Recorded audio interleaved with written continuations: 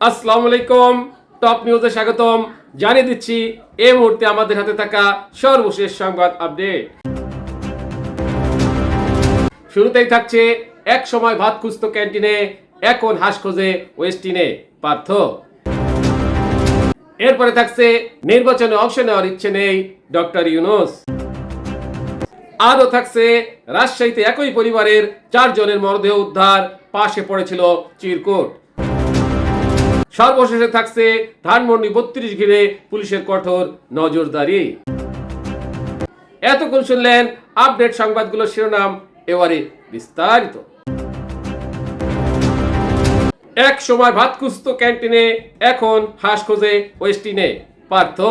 স্থানীয় সরকার উপদেষ্টা আসিফ মাহমুদ সজীব ভুইয়া বলেছেন, ভোরে তিনি মাঝে মাঝে 300 ফিট সড়কের নীলা মার্কেটে হাঁসের মাংস খেতে যান, সেখানে বন্ধ থাকলে গুলশানের ওয়েস্টিন হোটেলে যান। তার এই বক্তব্যের পর সামাজিক যোগাযোগ মাধ্যম সহ রাজনৈতিক অঙ্গনে প্রচুর আলোচনা সমালোচনা শুরু হয়। উপদেষ্টা আসিফের এই বক্তব্যের পর Bangladesh Jatiya party BJP chairman barrister Andalib Rahman Partho ও সামাজিক যোগাযোগ মাধ্যমে একটি পোস্ট দিয়েছেন। বৃহস্পতিবার মধ্যরাতে দেওয়া ফেসবুক পোস্টে পার্থ লিখেছেন, এক সময় ভাত খুঁজত ক্যান্টিনে, এখন হাঁস খোঁজে ওয়েস্টিনে। ফেসবুকে দেওয়া তার এই স্ট্যাটাসটি রাজনৈতিকভাবে ইঙ্গিতপূর্ণ বলে ধারণা করা হচ্ছে, তবে তিনি কার উদ্দেশ্যে এই পোস্ট দিয়েছেন সেটি স্পষ্ট করেননি। এই রিপোর্ট লেখার সময় পর্যন্ত আন্দালিব রহমান পার্থের এই পোস্টে লাইক পড়েছে 77,000। ব্যারিস্টার আন্দালিব রহমান পার্থের এই পোস্টের পক্ষে বিপক্ষে 20,500 মানুষ মন্তব্য করেছেন এবং এটি শেয়ার হয়েছে 8,000-এরও বেশি বার।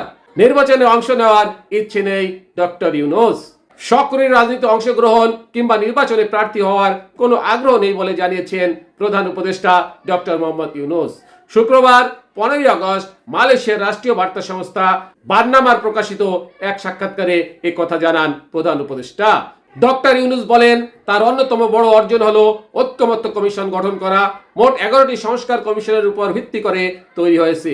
ঐক্যমত্য কমিশন নির্বাচন সংক্রান্ত সংস্কার প্রতিবেদন এ মাসের শেষের দিকে দিতে পারে, যার মাধ্যমে একটি গ্রহণযোগ্য নির্বাচন ব্যবস্থা গঠন করা যাবে। তিনি বলেন, আমরা এটির শেষ দিকে আসছি, সম্ভবত এ মাসের শেষ দিকে আমরা ঐক্যমত্য কমিশনের প্রতিবেদন পাব। দেশ সঠিক পথে এগিয়ে যাওয়ায় আগামী বছর ফেব্রুয়ারিতে নির্বাচন আয়োজনের জন্য বাংলাদেশ প্রস্তুত বলেও তিনি জানান।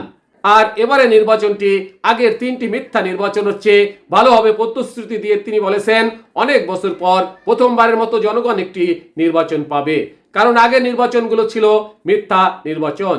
কেউ ভোট কেন্দ্রে যায়নি, মানুষ জানে না ভোট কেন্দ্রে কি হয়েছে।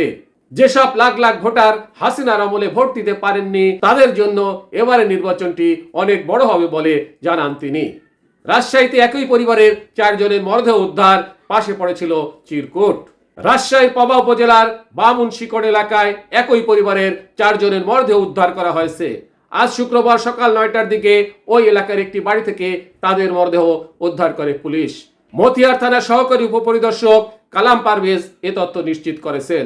নিহত ব্যক্তিরা হলেন ওই এলাকার বাসিন্দা মিনারুল ইসলাম 35, স্ত্রী মহিনা বেগম 28 এবং তাদের ছেলে মাহিন 13 ও মিথিলা 2। মাহিন খড়খড়ি উচ্চ বিদ্যালয় 8ম শ্রেণীতে পড়তো। মরদেহের পাশে একটি চিরকুট পাওয়া গেছে, যাতে ঋণের কথা বলা হয়েছে। পুলিশ ও স্থানীয় সূত্রে জানা যায়, মিনারুল ইসলাম কৃষিকাজ করেন, তার কাছে অনেকেই টাকা পাবেন। তাদের বসত বাড়ির উত্তরের ঘরে মনিরা বেগম ও তার মেয়ের লাশ পাওয়া গেছে, আর দক্ষিণের ঘরে মিনারুল ইসলাম ও তার ছেলের লাশ ফ্যানের সঙ্গে ঝুলেছিল।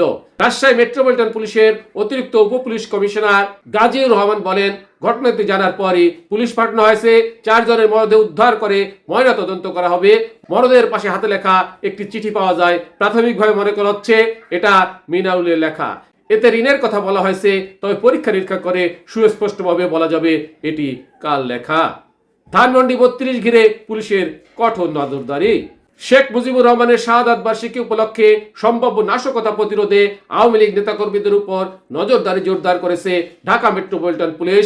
তাদের দেখা মাত্র গ্রেপ্তারের নির্দেশ দিয়েছেন ডিএমপি কমিশনার শেখ সাজ্জাদ আলী। ডিএমপির শীর্ষ পর্যায় সূত্র এ তথ্য নিশ্চিত করেছে। সূত্র জানায় আওয়ামী লীগ সংশ্লিষ্ট কিছু ব্যক্তি সাধারণ মানুষের ছদ্মবেশে ধানমন্ডি 32 নম্বর এলাকায় ঢোকার চেষ্টা করেছিলেন। গোয়েন্দা সংস্থাগুলো আগে এই পরিকল্পনা সম্পর্কে অবগত ছিল এবং সেই অনুযায়ী নিরাপত্তা ব্যবস্থা জোরদার করা হয়েছে।